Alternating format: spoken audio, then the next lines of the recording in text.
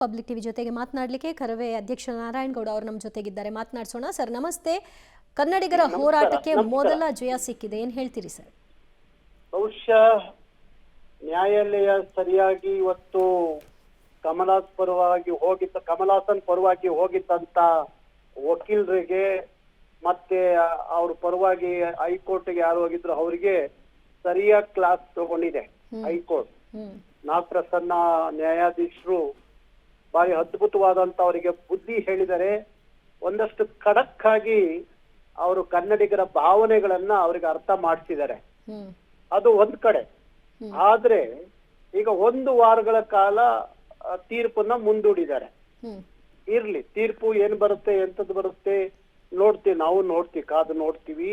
ಆದ್ರೂ ಹೇಳ್ತೀವಿ, ಕಮಲಾಸನ್ ಏನಾದ್ರೂ ಈಗ ಇವನ ವರ್ತನೆಯನ್ನ ಕನ್ನಡಿಗರು ಸಹಿಸ್ಕೊಂಡ್ರೆ ಇನ್ನ ಎಲ್ಲರೂ ಇದೇ ಕಸ್ಬಿಗೆ ಇಳಿತಾರೆ.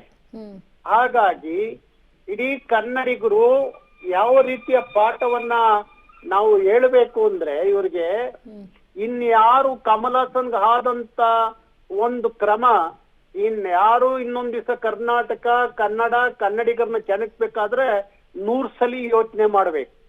100 ಸಲ ಯೋಚನೆ ಮಾಡ್ಬೇಕಾಗತ್ತೆ. ಅಂತ ಪಾಠವನ್ನ ಕಮಲಾಸನ್ಗೆ ಕಲಿಸದೆ ಹೋದ್ರೆ ಕರ್ನಾಟಕದಲ್ಲಿ ಯಾವ ನಾಯಿ ನರಿಗಳೆಲ್ಲ ನಾಳೆ ಕರ್ನಾಟಕವನ್ನ, ಕನ್ನಡಿಗರನ್ನ, ಕನ್ನಡವನ್ನ ಹೀಯಾಳಿಸೋದು, ಅವಮಾನ ಮಾಡೋದು ಇದು ಮುಂದುವರಿಯುತ್ತೆ. ಇದು ಆಗೋದು ಬೇಡ ಅನ್ನೋದಾದ್ರೆ ಕನ್ನಡಿಗರು ಯಾವುದೇ ಕಾರಣಕ್ಕೂ ಇವ್ರ ವಿಚಾರದಲ್ಲಿ ರಾಜಿ ಆಗ್ಬಾರ್ದು. ನಾವಂತೂ ತೀರ್ಮಾನ ಮಾಡಿದ್ದೀವಿ. ನಾನು ಈಗ 3 ಗಂಟೆ ಈಗ ಸಭೆ ಪ್ರಾರಂಭ ಆಗತ್ತೆ.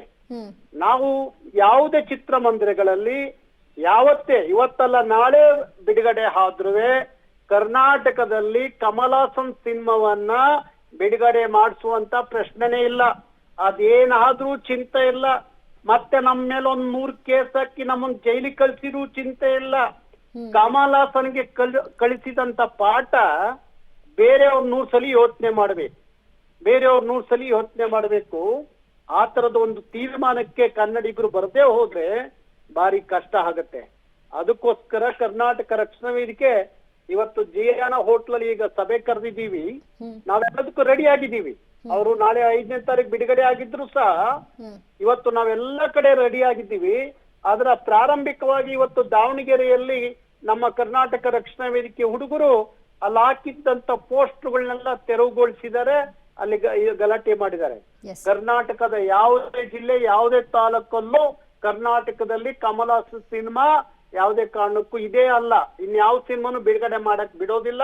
ಮತ್ ಕಮಲಾಸನ್ ಅವನು ಕರ್ನಾಟಕಕ್ಕೆ ಏನಾದ್ರು ಬಂದ್ರೆ ಅವನಿಗೆ ಸರಿಯಾದ ಪಾಠವನ್ನ ಕಲಿಸ್ಲಿಕ್ಕೂ ನಾವು ಯಾವತ್ತು ಬಂದ್ರು ತಯಾರಾಗಿರ್ತೀವಿ.